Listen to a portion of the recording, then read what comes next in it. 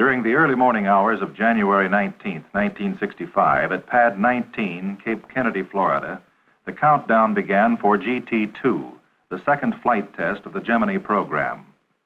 This flight, an unmanned suborbital flight, was to be one of the most crucial in the Gemini program. It was designed to flight qualify the spacecraft and launch vehicle for manned spaceflight. In this mission, vital information would be gained on re-entry heating and heat protection, spacecraft equipment would be checked for proper operation during flight, and information necessary to ensure safety of the flight crews on future manned Gemini missions would be obtained. The spacecraft for this mission was manufactured and assembled at the McDonnell Aircraft Corporation, St. Louis, Missouri, prime contractor for the Gemini spacecraft. The launch vehicle, a modified Titan II, was developed by the U.S. Air Force and the Martin Company, Baltimore, Maryland. The final checkout of the spacecraft and launch vehicle systems proceeded normally, and approximately 90 minutes before liftoff, the spacecraft hatches were closed and torqued. The white room at the top of Pad 19 was then dismantled in preparation for lowering of the erector. As the countdown proceeded, pad personnel left the area and the erector was lowered.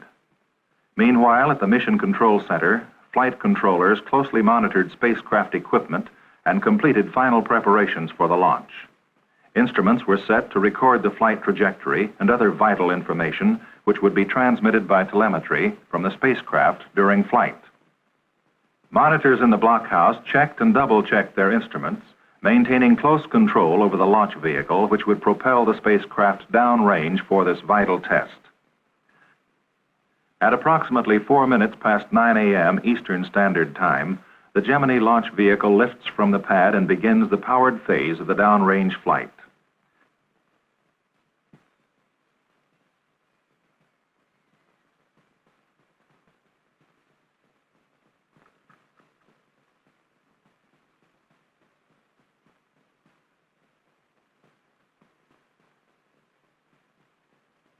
Seconds after liftoff, a white vapor trail marks the path of the vehicle through the atmosphere, ending near the spot that the vehicle reached max Q, or maximum dynamic pressure.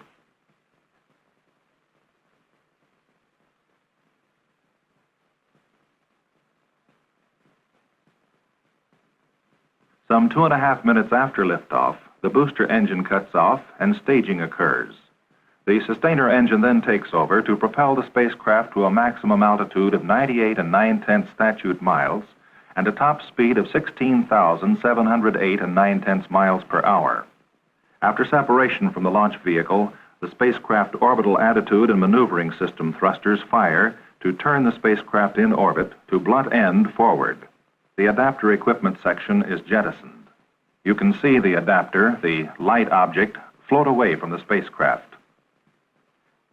From a camera mounted in the command pilot's position on board the spacecraft and reproduced here at 4 times normal speed, observe for the first time the extraordinary phenomenon of a spacecraft re-entry, a view hitherto seen only by a handful of U.S. and Russian space pilots. In this first out-the-window film record of a spacecraft re-entry, the spacecraft is oriented to the proper retrograde firing attitude. The retro rockets are fired automatically in sequence to slow the spacecraft and begin the re-entry phase of the mission. After retro firing, the retro adapter section is jettisoned and the re-entry control system thrusters fire to place the spacecraft in a constant roll rate of 15 degrees per second.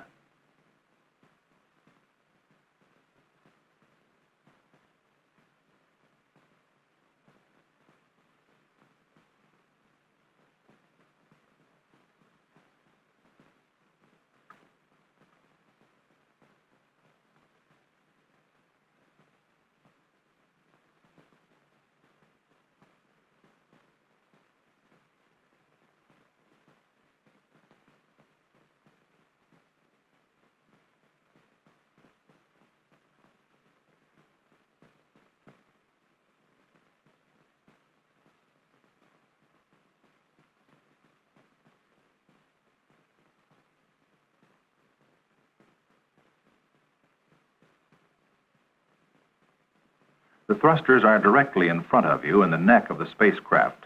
Notice the white shafts of light as the thrusters fire. The roll rate stops, and the 6-foot pilot parachute deploys, pulling away the R&R section and deploying the main parachute.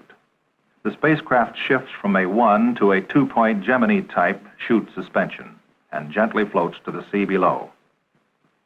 The spacecraft landed in the prime recovery area about 20 miles west of the Navy carrier Lake Champlain. It had traveled a total of 2,127 statute miles in just over 19 minutes. Department of Defense recovery forces, already deployed along the flight path, immediately go into action. U.S. Navy swimmers and their equipment are dropped at the scene by helicopters from the recovery carrier. The equipment includes a flotation collar, which is attached to the spacecraft to provide additional buoyancy until the spacecraft can be lifted out of the water. Meanwhile, other helicopters search the surrounding area for the rendezvous and re-entry module. This section, lined with buoyant material, was recovered about a half-mile from the spacecraft, an extra bonus in the Gemini 2 success story. Then the Lake Champlain pulls alongside. A huge crane swings out over the spacecraft, and at 10:45 a.m., just an hour and 41 minutes after liftoff, the spacecraft is hoisted from the water.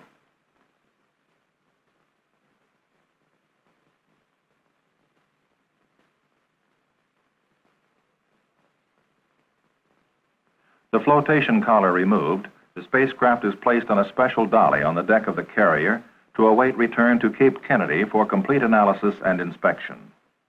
Gemini 2, the re-entry mission to qualify the spacecraft for manned flight, is complete.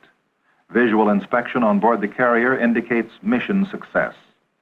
Mr. Charles W. Matthews, Gemini program manager, had this to say about the mission. On the basis of first-look information, we foresee no trouble that would hold up the first manned mission.